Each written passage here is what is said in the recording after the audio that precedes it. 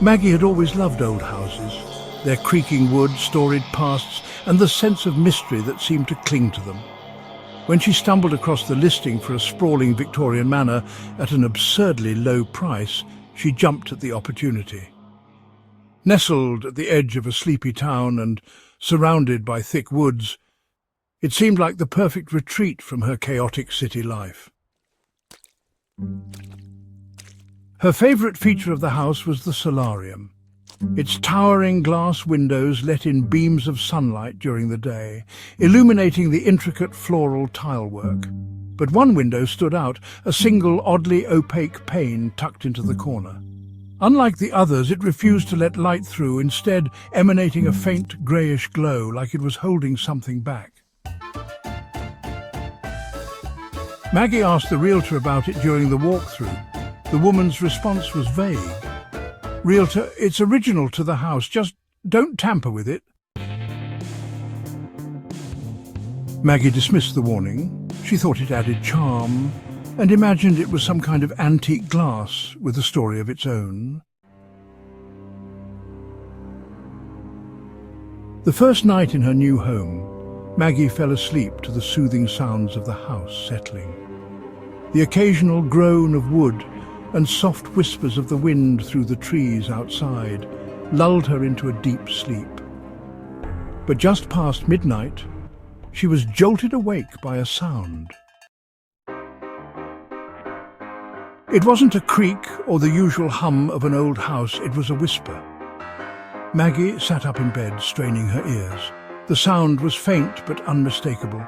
It wasn't the wind or the groan of the pipes. It was words, or at least something that resembled them. She brushed it off as exhaustion and went back to sleep. But the next night, the whispers returned, louder and more distinct. They seemed to come from the direction of the solarium. Curiosity got the better of her, and she crept down the hall to investigate. When she stepped into the solarium, the air felt heavier, colder. The whispers ceased the moment she entered. Everything was still, except for that strange, opaque window. She walked over to it, her footsteps echoing in the silence. Up close, the window looked even stranger. It wasn't frosted glass, but its surface seemed to ripple faintly, like it was alive. When she touched it, a chill ran up her arm, and she pulled back instinctively. The days passed, but the whispers didn't go away. They grew louder, following her throughout the house, tugging at her sanity. Maggie tried ignoring them, tried blasting music to drown them out, but they always found her. One night, the whispers turned urgent. They sounded like many voices speaking at once, pleading, calling her name. Unable to take it anymore, she stormed into the solarium, her flashlight in hand. "What do you want from me?" she shouted into the empty room. The whispers stopped. For a moment the silence was deafening. Then faintly, the greyish glow of the window intensified. Maggie stepped closer, shining her flashlight on it. Her beam disappeared into the glass, swallowed by its strange surface. Then the shapes began to form. At first, they were faint lines, shadows in the glass. Slowly, they twisted into the unmistakable outline of a face, pressed against the other side of the window. Its eyes were hollow, its mouth wide and gasping, as though it were screaming in silence. Maggie stumbled back, her heart pounding, but the face didn't disappear. It stayed there, its hollow eyes following her every move.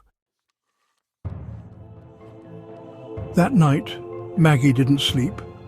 She sat in her bed, clutching the flashlight, the whispers echoing louder than ever. By morning, she was convinced of what she had to do. Armed with a hammer, she returned to the solarium. The air felt thick, almost oppressive, as though the house itself were holding its breath. "You want out? Fine. Let's see what happens."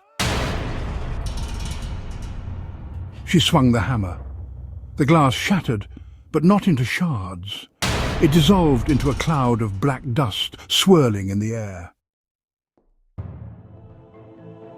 Maggie stepped back, coughing as the dust coalesced into a towering figure.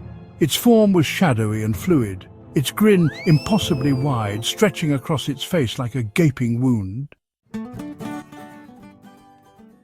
"Thank you." Maggie tried to run, but the figure moved faster. It loomed over her, its hollow eyes locking onto hers. She opened her mouth to scream, but no sound came. The last thing she saw was its grin stretching impossibly farther, consuming her vision.